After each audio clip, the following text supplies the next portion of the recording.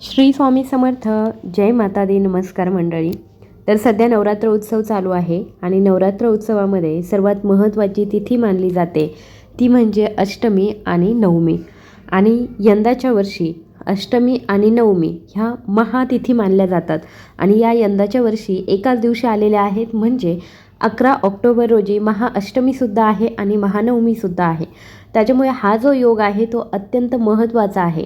ज्यांना कुणाला या 9 दिवसांच्या कालावधीमध्ये काहीच सेवा करणं शक्य झालं नाही किंवा मग ज्यांनी काहीच केलं नाही आहे, प्रत्येकाला इच्छा असते की दुर्गादेवीची किंवा आपल्या कुलदेवीची सेवा करावी.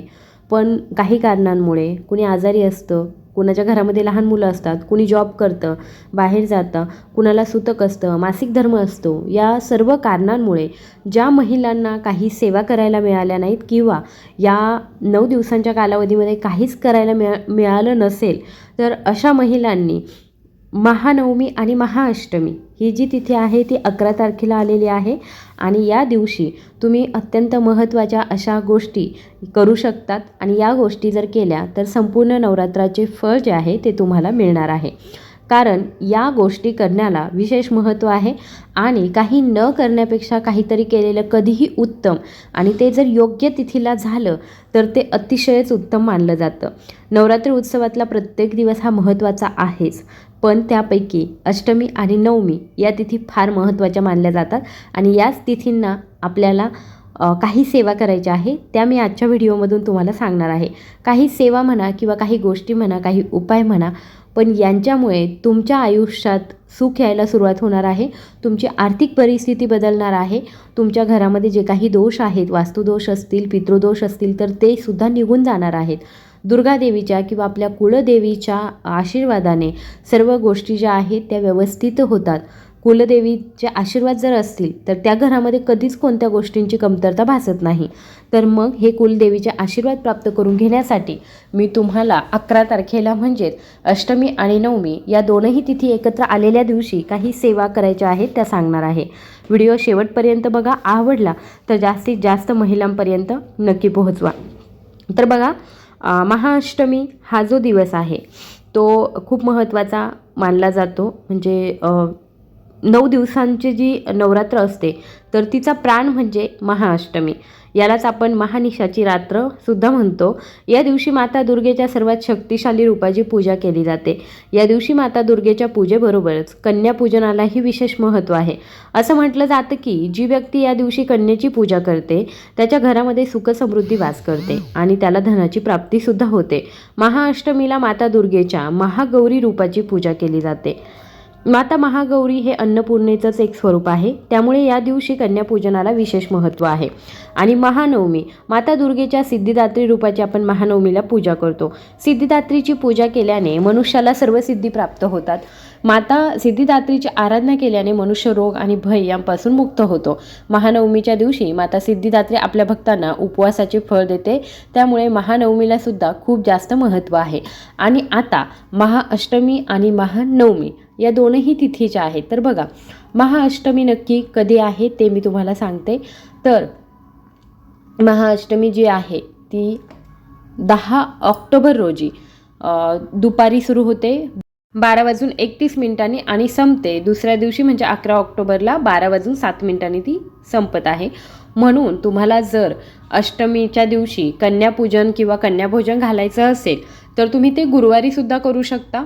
पण शुक्रवारी केलं, सकाळी 12 वाजल्याच्या आतमध्ये केलं तर ते अतिशय उत्तम मानलं जाईल. कारण अष्टमी तिथी जी आहे ती उगवत्या सूर्याने बघितलेली तिथी असेल आणि त्याच्यामुळे अष्टमी तिथी खऱ्या अर्थाने या दिवशी म्हणजे 11 तारखेला साजरी केली जाणार आहे.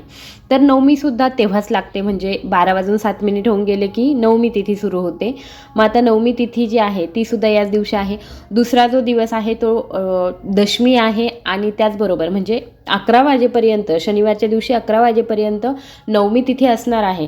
पण मग आपण तिथीला सेवा कोणत्या कोणत्या करायच्या, कशा करायच्या, आणि तेवढा वेळ आपल्याला ते शक्य होणार नाही, म्हणून आपण 11 तारखेला सेवा करायच्या आहे.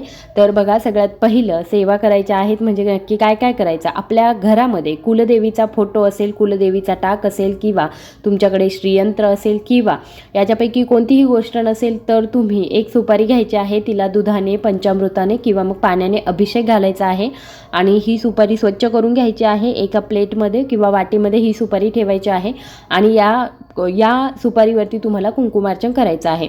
देवीचा टाक असेल टाकावरती करा, देवीचा फोटो असेल फोटोवरती करा, किंवा श्रीयंत्र असेल तर श्रीयंत्रावरती करा, अन्नपूर्णा माता असेल तर अन्नपूर्णा मातेवरती केलं तरीसुद्धा चालेल. आता कुंकुमार्चन करायचं आहे, पण कुंकुमार्चन करायला खूप वेळ नाही आहे, 16 वेळा श्रीसूक्त म्हणू शकत नाही अशा महिलांनी काय करायचं आहे की कुंकू घ्यायचं आहे आणि हे कुंकू जे आहे ते आपल्या चिमटीमध्ये, म्हणजे मधलं बोट, करंगळीच्या शेजारचं बोट आणि आपला अंगठा या दोन्हींमध्ये पकडायचं आहे आणि ओम ऐं ह्रीं क्लीं चामुंडाय विच्चे, ओम ऐं ह्रीं क्लीं चामुंडाय विच्चे हा 99 मंत्र आहे. हा सर्व देवींचा मंत्र आहे. तुम्हाला जर तुमची कुलदेवी माहीत नसेल तरीसुद्धा तुम्ही या मंत्राचा जप केला तर कुलदेवीचा आशीर्वाद तुम्हाला प्राप्त होतात. तर त्याच्यामुळे हा मंत्र जो आहे तो अत्यंत प्रभावी, अत्यंत महत्त्वाचा आहे. जेव्हा वेळ मिळेल, जसा जमेल तसा या तिथीला, म्हणजे अष्टमी नवमी एका दिवशी आहे तर त्या तिथीला तुम्ही तो आवर्जून म्हणायचा आहे.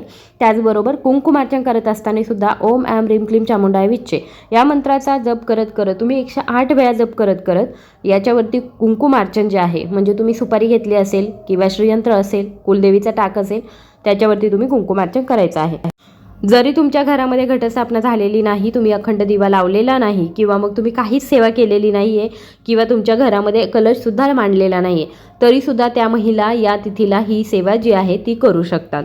दुसरी महत्त्वाची गोष्ट जी आहे ती या दिवशी दुर्गा सप्तशतीचे पाठ तुम्ही करू शकता. दुर्गा सप्तशतीचा किमान एक पाठ जर तुम्हाला शक्य असेल तर अष्टमी तिथीला आणि नवमी तिथीला, म्हणजे एकत्रित आलेल्या तिथीला नक्की करा.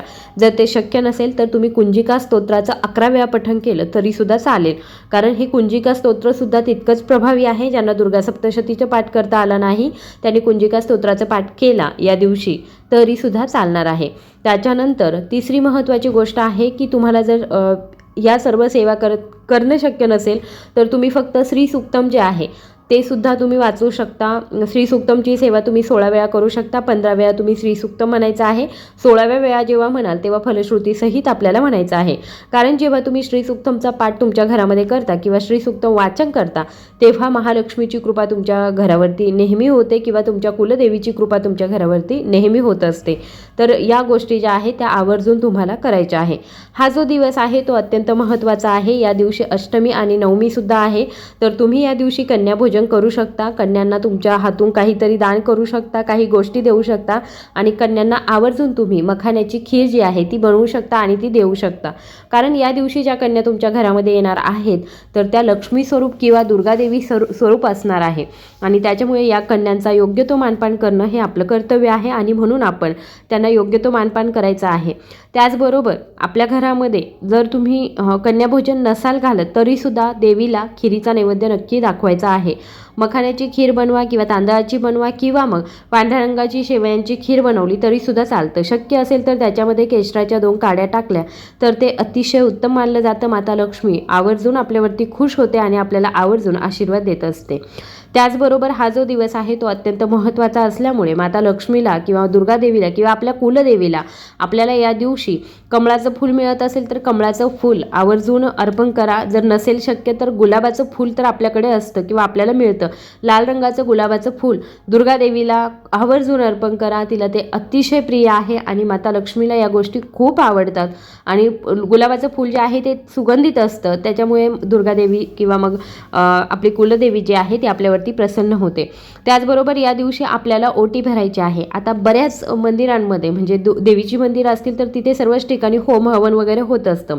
तर हे होम हवन अष्टमीला नवमीला म्हणजेच 11 तारखेला होईल आणि अशा वेळी तुम्ही जर त्या मंदिरामध्ये जाणे शक्य असेल तर आवर्जून जा आणि तिथे देवीची ओटी भरा. देवीसाठी नैवेद्य घेऊन जा. भलेही तुम्ही नैवेद्य असं म्हणाल की देवी खात नाही किंवा देवीला ठेवून दिला जात नाही तरीसुद्धा तुम्ही एकदा देवीला दाखवा, पुन्हा आपल्या घरी घेऊन या आणि पुन्हा तो नैवेद्य स्वरूप किंवा मग देवीचा प्रसाद म्हणून आपण खाऊन घ्या.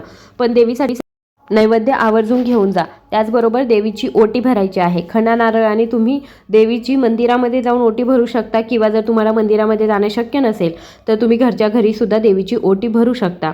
तर अशा पद्धतीने या सेवा ज्या आहे देवीच्या, दुर्गा देवीच्या, आपल्याला या दिवशी म्हणजे 11 तारखेला आवर्जून करायच्या आहे. ज्यांना कोणत्याच सेवा नाही जमल्या त्यांनी यापैकी एक जरी सेवा केली तरीसुद्धा त्यांना त्या सेवेचं फळ जे आहे ते दुर्गा माता देणार आहे. अष्टमी आणि नवमी तिथी अत्यंत प्रभावी तिथी असतात. या दिवशी जर तुम्ही सेवा केल्या तर त्यांचा चांगला फायदा आपल्याला होत असतो. जास्तीत जास्त प्रमाणामध्ये 99 मंत्राचं या दिवशी पठण केलं तर ते अतिशय उत्तम मानलं जातं. अजून तुम्हाला काही सेवा करणं शक्य असेल तर अजून काही सेवा ज्या आहेत त्या तुम्ही करू शकता. दुर्गादेवीच्या किंवा माता लक्ष्मीच्या किंवा मग कुलदेवीच्या ज्या काही सेवा तुम्ही कराल तर त्या अतिशय उत्तमच मानल्या जाणार आहेत. कुलदेवीचं या दिवशी स्मरण करायला विसरू नका. तुम्हाला जर कुलदेवी माहीत नसेल तर ओम ऐं ह्रीं क्लीं चामुंडाय विच्चे हा 99 मंत्र आहे. हा मंत्र दिवसभर जप करा किंवा जसं शक्य होईल तसं मनातल्या मनात म्हणत राहा. नक्कीच कुलदेवीची कृपा आपल्यावरती होणार आहे. आय होप ही दिलेली माहिती तुम्हाला आवडली असेल तर जास्तीत जास्त महिलांपर्यंत नक्की शेअर करा. चॅनलवर नवीन आला असाल तर चॅनलला सबस्क्राईब करायला विसरू नका. धन्यवाद.